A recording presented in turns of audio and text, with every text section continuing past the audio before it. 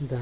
Сега ви представям най-новата поп-фолк звезда Яница на Квартал Изток. Искам да взема интервю от теб. Айде, представяй. Каква мамиличка желаещи от мене?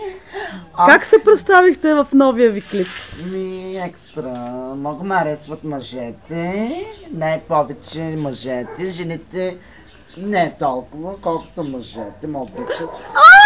Правя всяка вечер стек, купон, дозори секс. Как го правиш? Най-повече го искам навътре. Дълбоко ли да е? Да. И да ме гледа колежката, дето е в Испания, дето няма мъже там. Кажи за коя колежка говориш? Защо една шляхтеница. Коя е тя? Тя е от малата и тядина, по-старичка от мене. Аз съм най-младата. Вие сте новата поп-фолк звезда. Да.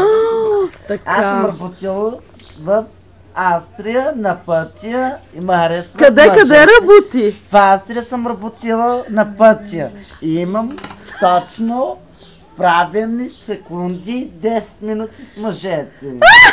Аз не мога повече да го направя. Приключваме ли с интервю? Да. Приключваме ли? Да. Ще поздравиш ли някой в Испания? Да, Шакира. Шакира? Да, само не. Ви желая щастие. Да изкарва пари, миличката ми.